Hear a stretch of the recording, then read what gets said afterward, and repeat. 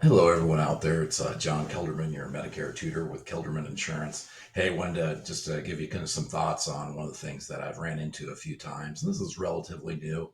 For me, it's not new in the Medicare industry, but there's a couple things where Medicare Advantage doesn't probably do the job that a supplement does. And it's not saying that these challenges are insurmountable.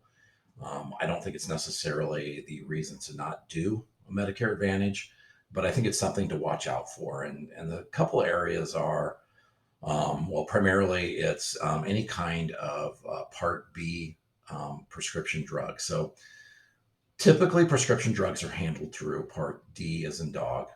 Um, and what happens though is that if a drug is administered in a doctor's office or in a clinical environment, then it's covered by Part B. Part B drugs on a lot of Medicare Advantage plans are only covered at 80%. So you would be responsible for 20%. A good example of this is chemotherapy. Chemotherapy drugs are very expensive, into the hundreds of thousands or tens of thousands of dollars.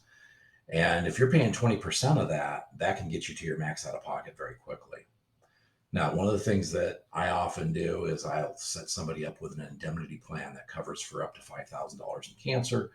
So they at least have one time way of eliminating that and not having to worry about that deductible.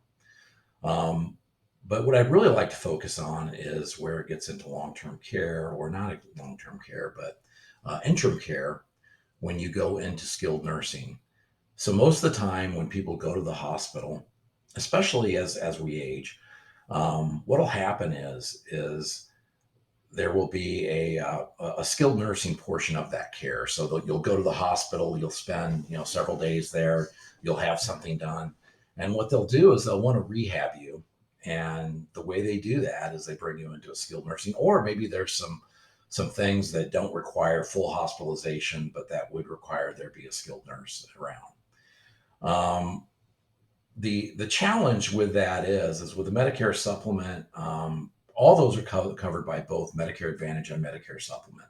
The challenge becomes is that Medicare Advantage plans will often require, and this is throughout the whole Medicare process, will often require more, what I want to say, what they call them progress notes, but just basically more information from the doctors to make sure that somebody is not just receiving custodial care in a skilled nursing facility. What I mean by custodial care is the traditional care that you get when you're no longer able to live by yourself and you need help with just basic daily activities, whether it's bathing or eating or you have it. Those are not covered by Medicare.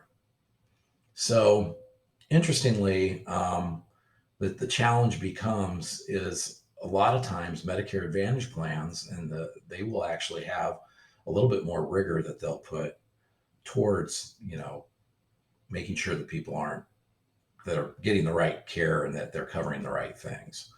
Um, Not to say that that can't happen with a Medicare supplement. Just Medicare supplements being the federal government, they're quite frankly they're just not as good at it.